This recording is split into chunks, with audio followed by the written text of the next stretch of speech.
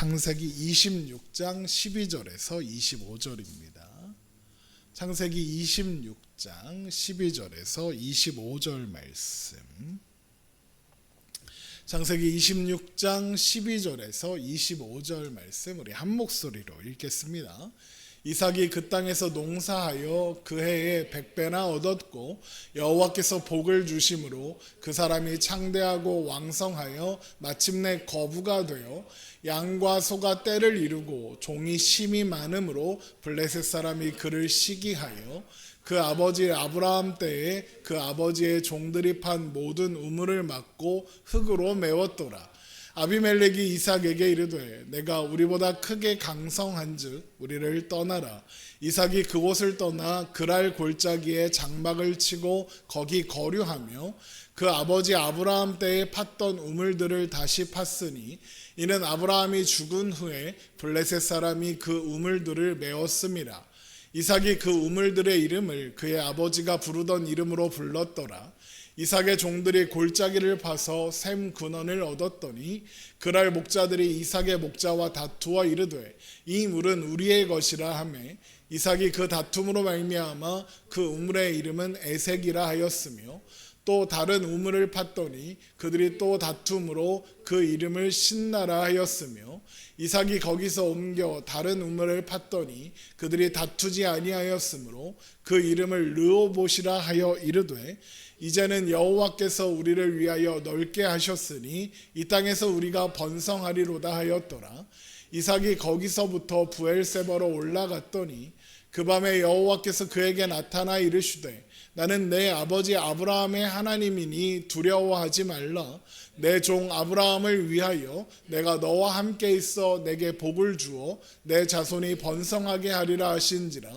이삭이 그곳에 제단을 쌓고 여호와의 이름을 부르며 거기 장막을 쳤더니 이삭의 종들이 거기서도 우물을 팠더라. 아멘.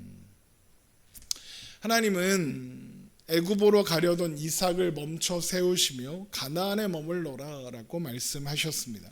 그래서 이삭은 일단 멈췄죠. 하지만 출발했던 원래 살던 부엘라 헤로이로는 돌아가지 않았습니다. 대신 멈춘 곳 그랄에서 살기로 했죠. 그러나 이삭이 보기에 그랄은 안전한 곳이 아니었습니다. 그래서 그는 누군가 자신을 죽이고 아내를 빼앗을까 봐 두려웠습니다. 그래서 이삭이 어떻게 합니까? 아버지처럼 아내를 누이라고 속여서 살았습니다. 이삭이 부엘라 헤로이로 돌아가지 않는 것과 그랄에서 하는 거짓말을 보면 그의 믿음이 아직 하나님을 온전히 신뢰하는 믿음까지는 자라지 못했다라는 것을 알 수 있습니다. 그래서 하나님은 그랄에서 그의 믿음을 성장시키기 위한 일들을 만나게 하셨으니 첫 번째 일은 이삭이 예상했던 것과는 달리 아무도 리브가를 탐내거나 이삭의 위협이 되지 않았더라라는 겁니다. 창세기 26장 8절 이삭이 거기 오래 거주하였더니 이삭이 그랄에 오래 거주하였으나 안전했습니다. 그러니까 이삭이 가지고 있던 두려움, 누가 나를 죽이고 아내를 빼앗을까, 나를 해칠까 했던 그 두려움은 헛되고 과장되었던 겁니다. 사실 우리도 그런 두려움을 느낄 때가 많습니다. 그러니까 막상 일을 닥치면 아무것도 아니고 별일 없는데 우리의 상상 속에서 일어나는 여러 가지 일들 때문에 아직 경험하지 않은 일들에 대한 두려움을 느끼고 불안해하고 하는 거죠. 과장되고 헛된 두려움을 느낀다는 겁니다. 막상 닥치면 아무것도 아닌 경우가 태반입니다. 우리가 그런 두려움을 느끼는 이유가 뭐겠습니까? 우리의 삶이 나한테 달려 있다고 생각하기 때문입니다. 내가 책임져야 하고 내가 무언가 해내야 한다는 생각을 하기 때문이죠. 그러나 우리의 삶을 붙잡고 계시는 하나님이 계십니다. 하나님을 생각하고 하나님을 의지하고 하나님이 나의 모든 걸음을 내가 살아가는 모든 시간을 함께 하시며 책임지신다는 것을 믿는다면 그런 두려움과 불안에서 그나마 좀 자유로울 수 있고 불안해도 두려워도 하나님이 도우실 것을 신뢰하고 걸어갈 수 있는 거죠. 이삭이 헛되고 과장된 두려움을 갖고 있는 이유도 마찬가지입니다. 하나님이 자신을 보호하신다는 믿음에 온전히 이르지 못한 상태이기 때문인 거죠. 그래서 그런 이삭에게 두 번째로 허락된 일은 그랄 왕 아비멜렉이 이삭과 리브가가 부부라는 것을 눈치채고 그를 책망하는 일이었습니다. 창세기 26장 8절, 이삭이 거기 오래 거주하였더니 이삭의 아내 그 아내 리브가를 깨어는 것을 블레셋 왕 아비멜렉이 창으로 내다본지라. 이에 아비멜렉이 이삭을 불러 이르되 그가 분명히 내 아내거늘 어찌 내 누이라 하였느냐. 이삭이 그에게 대답하되 내 생각에 그로 말미암아 내가 죽게 될까 두려워하였음이라. 아비멜렉이 이르되 네가 어찌 우리에게 이렇게 행하였느냐. 백성 중에 하나가 내 아내와 동침할 뻔하였도다. 내가 죄를 우리에게 입혔으리라. 이 일은 하나님은 어떤 한 나라의 왕보다 권위 있고 능력 있는 분이라는 것을 이삭에게 가르쳐주는 계기가 되었을 겁니다. 그러나 이삭은 하나님의 보호하심보다 아비멜렉의 안전보장 약속이 더 안심이 됐던 모양입니다. 창세기 26장 11절, 아비멜렉이 이에 모든 백성에게 명하여 이르되 이 사람이나 그의 아내를 범하는 자는 죽이리라 하였더니, 하나님이 아니라 아비멜렉이, 그리고 아비멜렉이 한 이 약속이 자신을 지켜줄 거라고 생각한 겁니다. 그래서 그런 그에게 세 번째 사건이 허락되니 바로 그 땅에서 풍성한 수확을 얻었다라는 겁니다. 창세기 26장 12절입니다. 이삭이 그 땅에서 농사하여 그의 100배나 얻었고 여호와께서 복을 주심으로 그 사람이 창대하고 왕성하여 마침내 거부가 되어, 이렇게 되어 있습니다. 분명 가나안은 기근이었습니다. 그래서 이삭이 여기까지 온 것이었죠.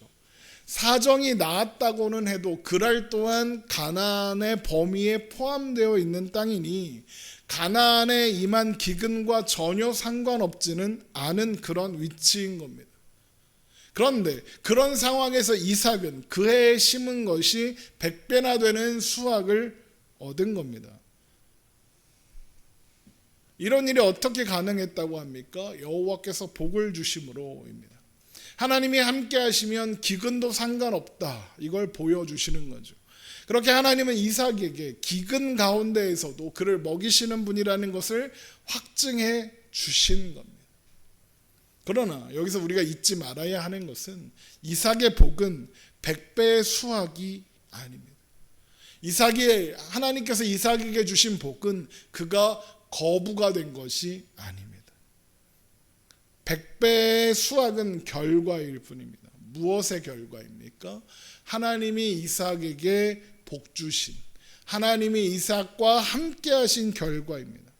그러니까 기근 중에 많은 수확을 얻은 것이 복이 아니라 하나님이 이삭과 함께 하신다는 것, 그게 복이고, 100배의 수확은 그것을 통해 하나님이 이삭과 함께 하신다는 것을 알게 하시는 방법, 하나님이 함께 하신다는 결과일 뿐인 겁니다. 그러나 이 일에는 다른 이면도 있었으니 블레셋 사람들이 이 일로 이삭을 시기하고 질투하기 시작했다는 겁니다. 창세기 26장 14절, 양과 소가 떼를 이루고 종이 심이 많으므로 블레셋 사람이 그를 시기하여, 이렇게 되어 있습니다. 이 장면 때문에 가나안에 아직 기근이 안 끝났다라고 제가 설명드린 겁니다.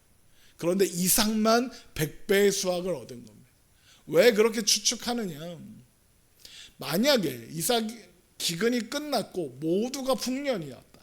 그런데 그 중에서도 이삭만 좀 더 많은 수확을 얻어서 100배의 수확을 얻었다, 그러면 시기 질투하는 게 사실 앞뒤가 안 맞습니다.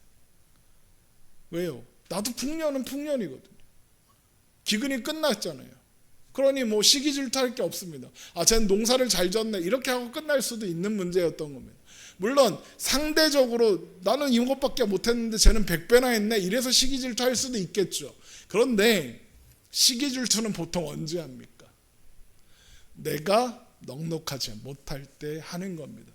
내가 어렵고 힘든데 쟤만 잘 나가, 그럴 때 하는 겁니다. 그래서 블레셋 사람들이 이삭을 시기 질투하는 거예요. 그래서 어떻게 하느냐? 아브라함 때에 팠던 모든 우물, 아브라함이 판 우물을 막고 흙으로 메워버립니다. 창세기 26장 15절 그 아버지 아브라함 때에 그 아버지의 종들이 판 모든 우물을 막고 흙으로 메웠더라. 블레셋 사람들이 왜 이삭을 질투했다고요? 사람들이 언제 질투한다고요? 비교될 때, 나랑 똑같은 것 같은데 잘 나갈 때, 그럴 때 하죠. 지금 기근입니다. 블레셋이라고 뭐 달랐겠습니까? 똑같이 농사를 지어 수출을 얻는 게 쉽지 않은 시기입니다.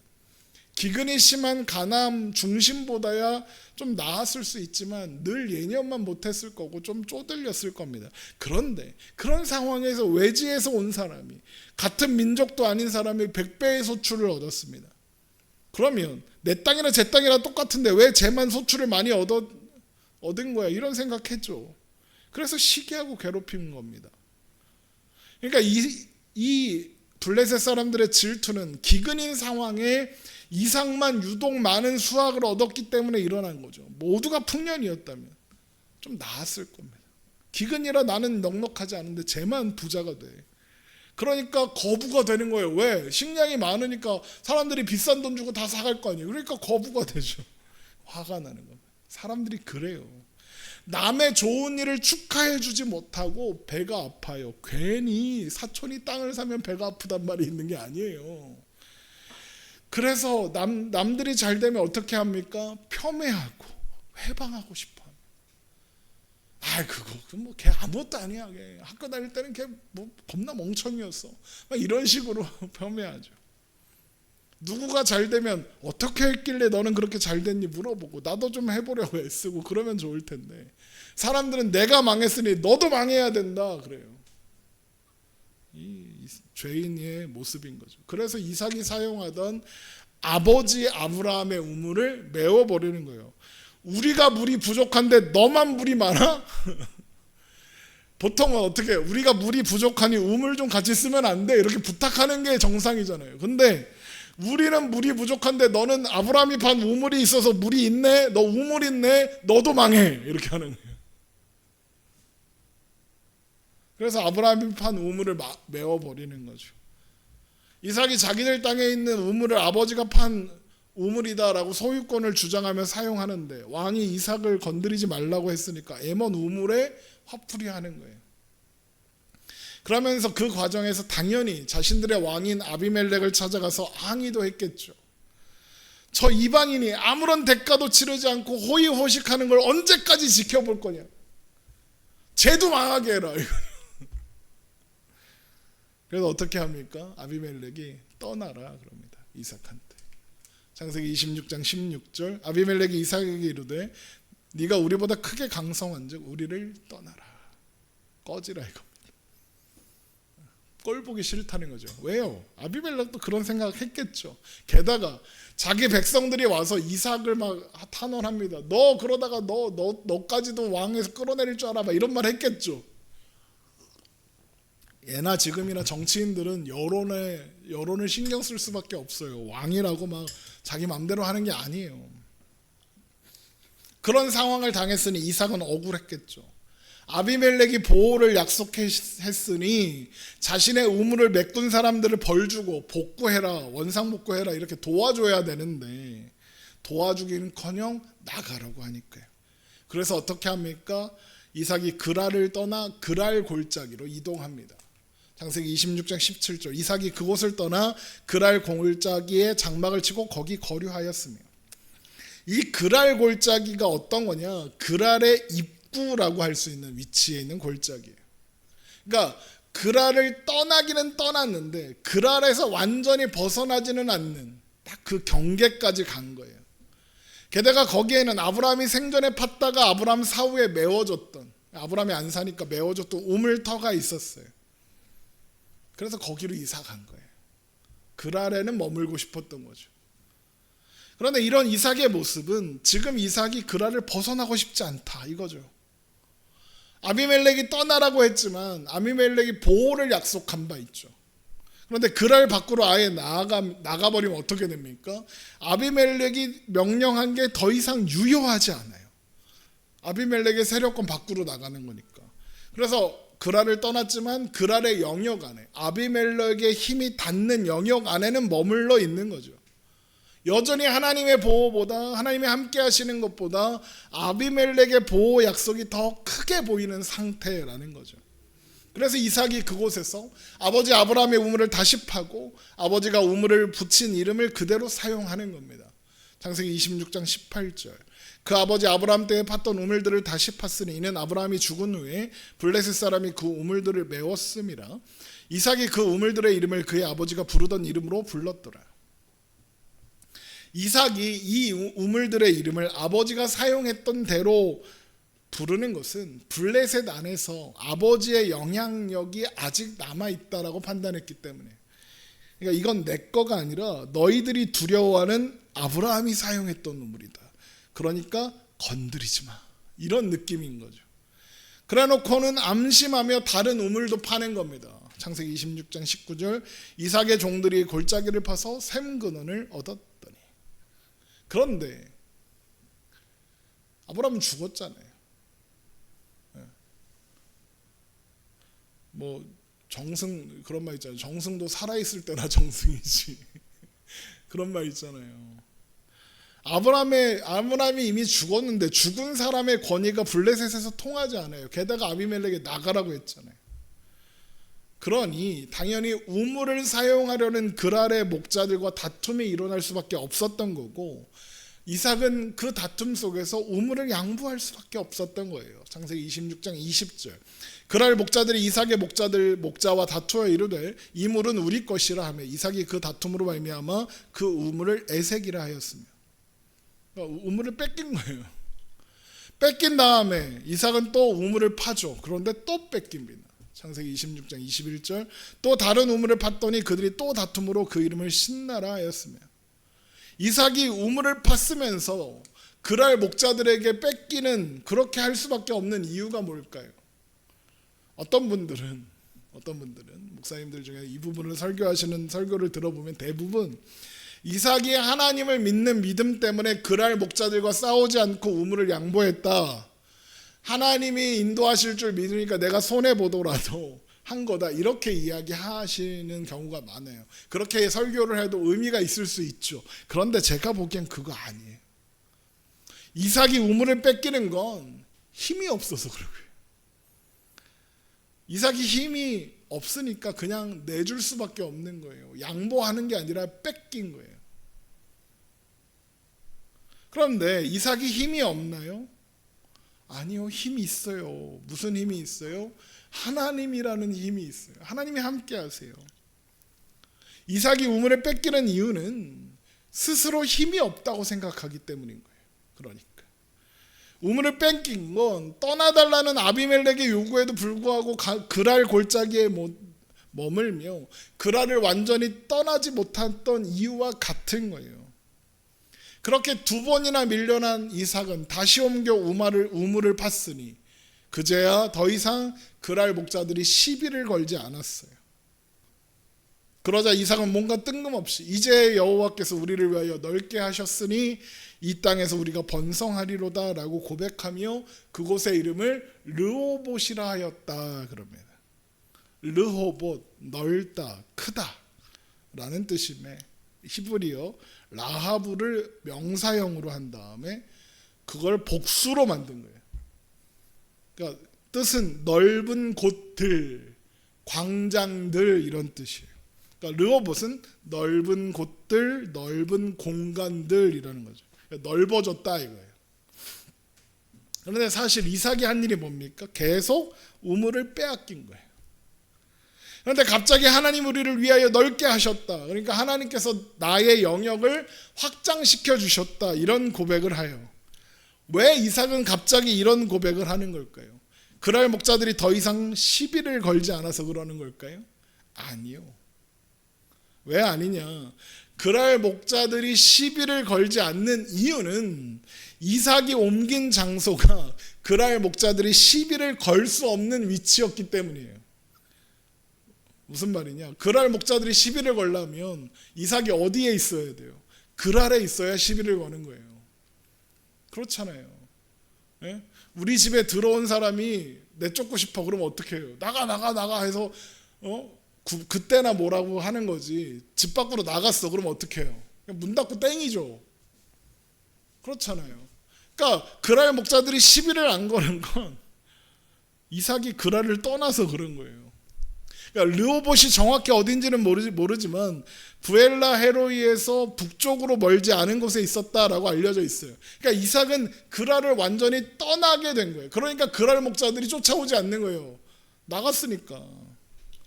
그러면 이삭은 왜 자신이 안전하고 싶어서 머물던 그랄을 완전히 떠난 후에야 이제는 여호와께서 우리를 위하여 넓게 하셨으니 이 땅에서 우리가 번성하리로다 르호봇 이런 고백을 하게 된 걸까요?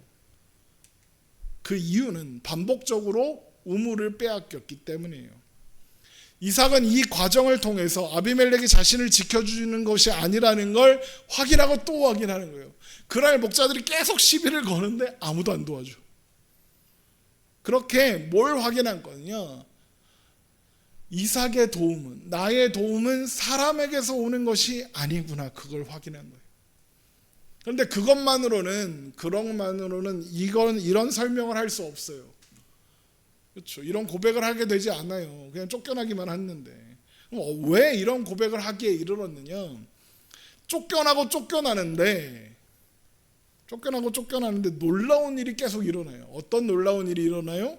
가는 곳마다 우물을 팠는데 파면 물이 나와요. 이게 쉬운 일이 아니거든요. 오늘날처럼 무슨 전문가들이 있어서 수맥을 이렇게 막 측량해갖고 거기다가 이렇게 물을 넣어가지고 두루두루 파갖고 지하수 뽑는 게 아니에요. 가나안은 물이 풍족한 땅이 아니에요. 그런데도 이삭이 우물을 파는 족족 물이 나왔다고요. 이건 사람의 능력이나 힘으로 설명할 수 있는 일이 아니었다는 거예요. 그래서 이삭도 그런 일을 반복하면서 하나님이 나와 함께 하시는구나, 하나님이 나의 도움이시구나를 배울 수밖에 없었던 거죠. 그래서 결국 이제는 여호와께서 우리를 위하여 넓게 하셨으니 이 땅에서 우리가 번성하리로다 라고 고백할 수밖에 없었던 거예요. 그러니까 인간의 실패와 좌절의 자리가 하나님이 주신 넓은 공간, 넓은 지경 르호봇이 되었던 거예요. 하나님이 넓히신 자리인 거예요. 근데 재밌는 게 뭔지 아세요? 그 자리가 원래 하나님이 주신 곳이었어요. 좁아졌던 건 이삭이 스스로 좁은 자리로 기어 들어갔기 때문인 거예요. 원래 자리를 이제 찾아온 거예요. 하나님이 이삭이 뭔가 신앙적인 행동을 해서 넓은 자리로 데리고 가신 게 아니라 넓은 르호봇은 이미 하나님이 허락하신 자리였는데 그걸 모르고 방황하다가 그제야, 하나님이 주신 르호봇이 있구나, 하나님이 넓히신 자리가 여기 있었구나, 그제야 돌아오게 된 거예요. 인간의 실패와 좌절의 자리가 하나님이 주신 르호봇이 된 거죠. 그래서 부엘세바를 찾아가는 거예요. 창세기 26장 23절. 이삭이 거기서부터 부엘세바로 올라갔더니, 부엘세바는 아브라함이 아비멜렉과 언약을 맺은 후에 하나님을 예배했던 장소예요. 아브라함은 그곳에서 한 번 심으면 사람의 힘으로 뽑기 어려운 에셀이라는 나무를 심고 영원하신 하나님의 이름을 불렀어요. 창세기 21장 33절. 아브라함은 부엘세바에 에셀 나무를 심고 거기서 영원하신 여호와의 이름을 불렀으며. 제가 창세기 21장을 설교하면서 아브라함이 이런 일을 하는 이유는 아브라함이 사람의 언약은 신뢰할 수 없고 하나님의 언약만이 신뢰할 수 있다라는 고백이 담긴 거다라고 했습니다. 그리고 이제 이삭이 그곳에 왔습니다. 이게 무슨 의미가 되겠습니까? 아브라함이 알았던 것, 아브라함이 믿었던 걸 이삭도 이제야 배우고 믿게 되었다 그런 겁니다. 그리고 그 밤 하나님이 이삭에게 나타나 두려워하지 말아라 말씀하시며 내가 아브라함과 함께 했던 것처럼 너와 함께 하겠다, 아브라함에게 약속한 복이 이삭을 통해 흘러가게 하겠다라고 말씀하세요. 창세기 26장 24절. 그 밤에 여호와께서 그에게 나타나 이르시되 나는 내 아버지 아브라함의 하나님이니 두려워하지 말라, 내 종 아브라함을 위하여 내가 너와 함께 있어 내게 복을 주어 내 자손이 번성하게 하리라 하신지라. 이렇게 되어 있죠. 하나님께서 이삭에게 이런 말씀을 하시는 이유가 뭘까요? 여러분 성경을 읽다가 하나님이 누군가한테 두려워하지 말아라 이런 말씀을 하시면 이렇게 생각하면 돼요. 이 말씀을 듣는 이 사람이 지금 두려워하고 있구나, 이렇게 생각하면 거의 맞아요. 아니, 두려워하지도 않는 사람한테 두려워하지 마 이럴 필요가 없죠. 불안해하지 않는 사람한테 괜찮아, 불안해하지 마 라고 할 필요가 없어요. 그냥 잘 있는데 뭐. 하나님이 두려워하지 말라 그러면 두려워하고 있는 거예요. 지금 이삭이 두려워하고 있는 거죠. 그러니까 뭔가 지금 이삭은 여전히 두려웠던 거예요. 뭐가 두려울까요? 이삭은 하나님보다 블레셋의 왕 아비멜렉의 약속을 더 의지했던 이유가 뭐죠? 하나님과 하나님의 약속은 눈에 보이지 않고 손에 잡히는 게 없는데 아비멜렉과 그의 약속은 눈에도 보이고 손에도 잡히거든요. 그래서 아비멜렉을 의지했는데, 그래서 자신을 지켜줄 거라고 생각했는데 그 아비멜렉이 나를 쫓아냈어요. 그리고 그 아비멜렉의 명령이 나를 하나도 안 지켜줘서 밀려서 르호보까지 왔어요. 그런데 바로 그곳에서 하나님은 그런 이삭에게 다시 한번 말씀하시는 거예요. 이삭이 기억하는 아브라함의 하나님이 이제는 이삭의 하나님이 되신다라고 가르쳐 주시는 거예요. 두려워하는 이삭이 하나님이 나의 하나님인 걸 못 믿어서 그런 거잖아요. 그러니까 하나님이 이삭한테 내가 너 하나님이야, 무서워하지 마라고 말씀하시는 거죠.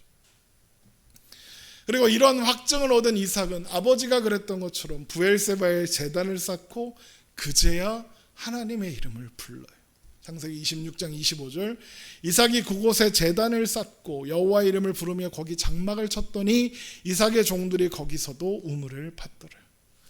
그렇게 이삭도 아브라함처럼 하나님이 나의 도움이시고 나의 상급이신 것을 믿는 자리까지 가게 된 거예요. 그리고 이것은 하나님의 열심히 합력하여 선을 이루시는 하나님의 섭리가 이삭을 그 자리로 데리고 가신 결과예요. 이삭은 열심히 우물을 팠는데 쫓겨나고 쫓겨나서 르호보까지 왔었고, 그렇게 밀려서 브엘세바까지 왔으니까요. 그리고 이게 진짜 복인 거예요. 오늘 이야기는 이렇게 시작했죠. 이삭이 그 땅에서 농사하여 그의 100배나 얻었고 여호와께서 복을 주심으로 그 사람이 창대하고 왕성하여 마침내 거부가 되었다. 이렇게 시작했죠. 그래서 창대하고 왕성하여 거부가 된 것이 하나님이 주신 복이다라고 생각하기가 쉬워요. 그런데 그게 복이 아니라 그랬죠. 오히려 이삭은 이 일 때문에 자기가 안정적이라고 생각하던 그 아래서 쫓겨났어요. 그러니까 거부가 된 것은 오히려 이삭에게는 저주가 된 셈이에요. 하지만 이게 복이기도 했어요. 거부가 돼서 복인 게 아니라 거부가 돼서 그 아래서 쫓겨났어요. 근데 그게 왜 복이냐? 쫓겨난 게 복이에요. 쫓겨난 게 복이에요. 왜 그게 쫓겨났냐? 100배의 수확을 얻고 거부가 된 덕분에 그 아래서 쫓겨났고, 그 덕분에 밀려 가면서 우물을 뺏기면서 하나님을 배웠고 하나님을 만났거든요. 여러분, 그게 복이에요. 이삭을 인도하시는 하나님이 진짜 복이에요. 여러분, 우리도 신앙 여정을 하다 보면, 인생을 살다 보면 이삭처럼 우물을 뺏기는 일이 있어요. 내가 지키려고 하는데 자꾸 뺏겨요. 또 신뢰하던 사람에게 배신당하는 일을 만나요. 그럴 때 우리가 뭐라고 생각해요? 하나님이 나를 도우신다는데 난 왜 이렇게 맨날 뺏기고 배신당하고 상처받고 그러나. 그런데 여러분, 이삭의 이야기를 통해서 우리가 확인하는 게 뭡니까? 그런 시간은 우리로 하여금 사람이 아니라 하나님만을, 우물로 상징되는 세상의 상황, 조건이 아니라 하나님만을 의지하는 온전한 믿음의 자리로 이끌어가기 위해 허락하신 하나님의 섭리이기도 하다는 거예요.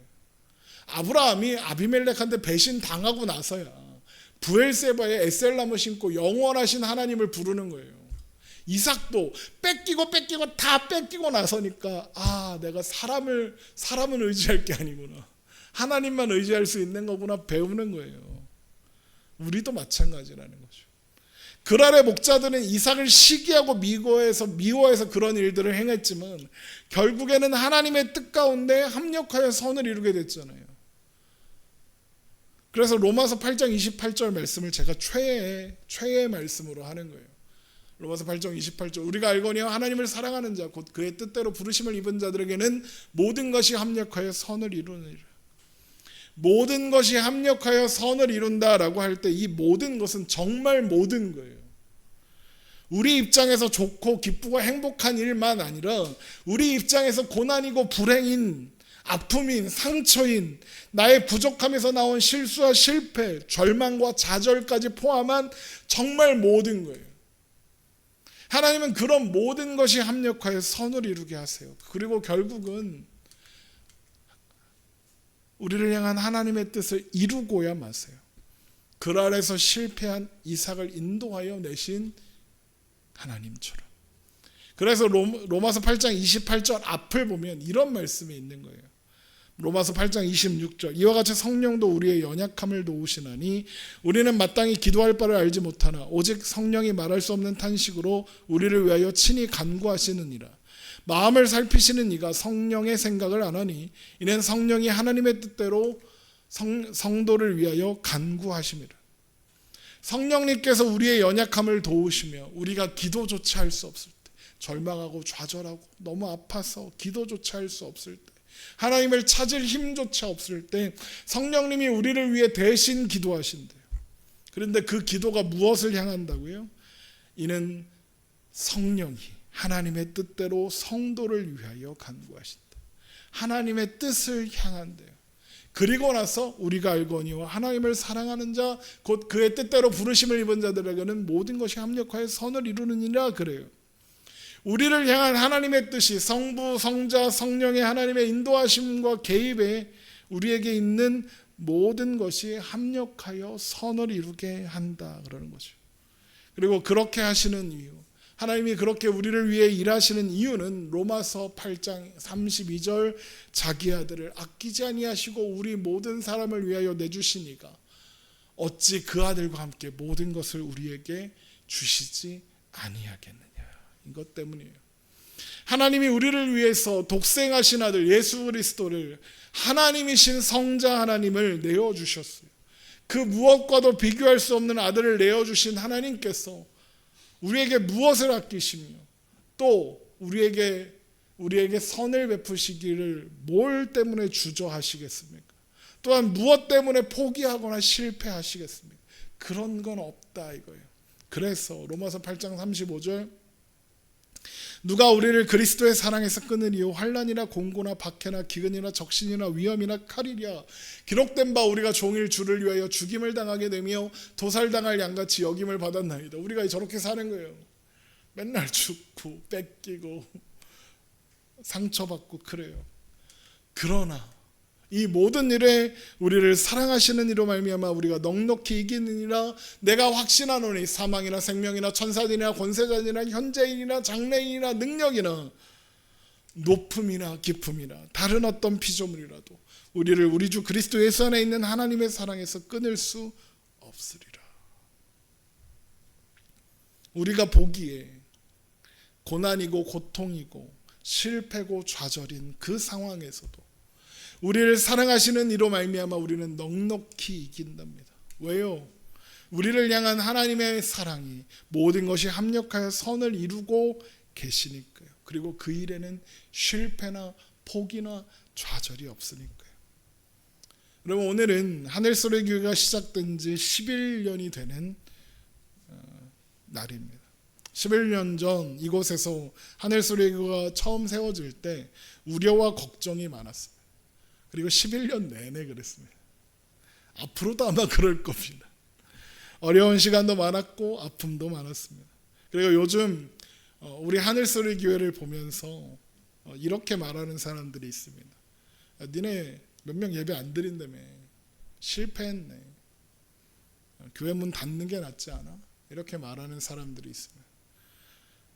심지어 그 정도 했으면 너도 그만해. 그만하고 가서 돈 벌어. 거기 교회 하고 있다고 뭐 무슨 게 있어 이러면 저도 가끔 교회 혼자 전도 마치고 돌아와서 앉아 있으면 그런 고민을 할 때가 많아요. 물론 저는 그렇게 믿습니다. 하나님이 그만하라고 하실 때가 있을 거예요. 하늘세력에 이제 헤어져서 각자 알아서 살아라, 그런 날이 있을 거예요. 하나님이 하늘세력에 이제 필요 없으니까 흩어져 하며 흩어져야 할 때가 있을 거예요. 그렇게 하나님께서 하늘수리의 교회의 걸음이 멈춰야 하는 때, 또 이모상이라는 사람, 제가 목사로 사는 것을 멈춰야 하는 때가 있을 거예요. 하나님 그만하라고 하실 때가 있겠죠. 그럼 그만해야지. 내 욕심으로 더할 필요가 없죠. 그런데 제가 요즘 매일매일 느끼는 것은 아직은 아니다라는 거예요. 여기까지인가 싶을 때, 이제 그만해야 되는구나 싶을 때 자꾸 하나님이 등을 떠밀어요. 아니야. 더 가. 여기까지인가 싶은데 땅을 파면 우물이 나와. 그만해야 하나 그런데 갑자기 우물이 나와. 그러니 어떻게 멈추겠습니까? 자꾸 하나님이 우물을 파는데, 물이 나오게 하시는데. 그래서 어디까지인지는 알 수 없지만 하늘수리 교회는 계속 걸어가게 될 겁니다. 땅을 파도 우물이 안 나올 때 그 자리가 하늘수리 교회, 그리고 이모상이라는 사람이 멈춰야 할 자리겠죠. 그때까지 여러분 함께 걸어가 주시기를 부탁드립니다. 영상으로 함께 하시는 7분,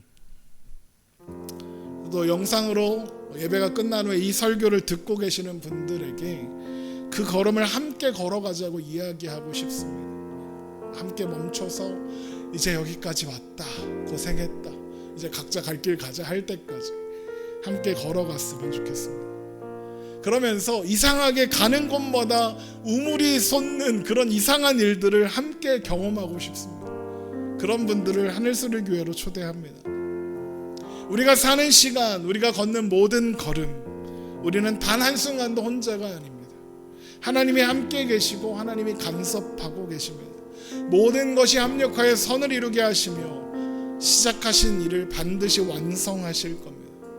그러므로 여러분, 그런 하나님을 바라보고 의지하며 우리가 만나는 고난이, 우리가 만나는 실패가, 우리가 만나는 어려움이 이삭에게 그랬던 것처럼 우리의 지경을 넓히시는, 우리가 있어야 할 자리로 인도하시는 과정이라 믿으며 오늘도